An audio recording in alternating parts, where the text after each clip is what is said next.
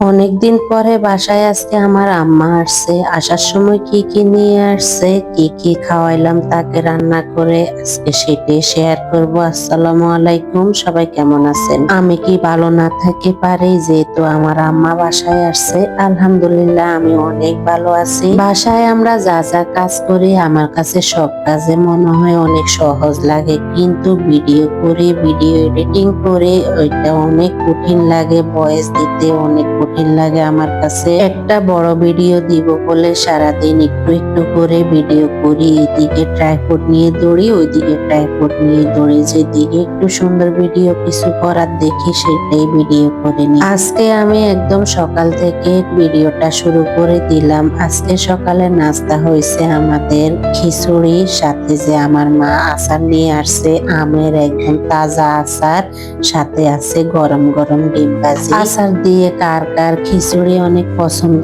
সবাই প্লিজ কমেন্টে জানাবেন। তো যাই হোক, নাস্তা করে সবগুলো কাজ গুছিয়ে দুপুরবেলার জন্য রান্নার আয়োজনে চলে গেছিলাম। এদিকে আপনাদের ভাইয়া একটা বড় দেখে আইসক্রিম নিয়ে আসছে, ওটাই সবাইকে এখন দিতেছি। এত মিষ্টি ছিল, অনেক ভালো লাগছিল। আইসক্রিমটাও আমের ছিল, অনেক গরম লাগছিল। গরমের মধ্যে এরকম ঠান্ডা আইসক্রিম অনেক ভালো লাগে খেতে। আপনাদের কার কেমন লাগে? আমার কাছে তো ভীষণ ভালো লাগে এরকম একটা আইসক্রিম হলে। তো যাই হোক, আইসক্রিম খেয়ে আমি রান্না করার জন্য চলে আসছি। আমার আম্মার অনেক পছন্দ গরুর মাংস, তো আমি গরুর মাংসটা ধুয়ে পরিষ্কার করে সবগুলো মশলা দিয়ে ওটা বসিয়ে দিছি। একটা বড় ভিডিও করব বলে দিব বলে ওই একটু একটু করে বড় ভিডিও করতেছি, কারণ না হয়তো আমরা বড় ভিডিও দিতে পারি না। ওটার জন্য তো একটু সারাদিন প্রস্তুতি নিতে হয়, একটা টেনশন কাজ করে।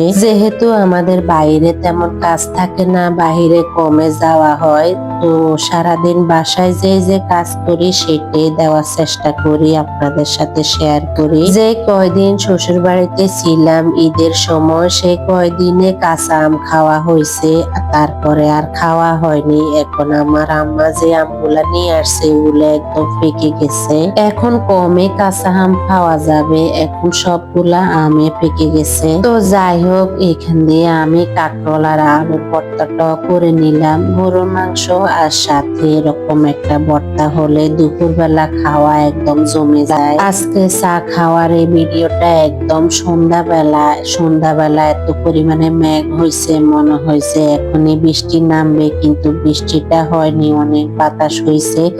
চার সাথে একটুখানি মুড়ি চানাচুর খাইলাম আজকে বিকালে। তা আজকে এই পর্যন্ত, সবাই ভালো থাকবেন, দোয়া করবেন অবশ্যই আমাদের জন্য। ভিডিওটা ভালো লাগলে লাইক কমেন্ট শেয়ার করবেন। আল্লাহ হাফেজ।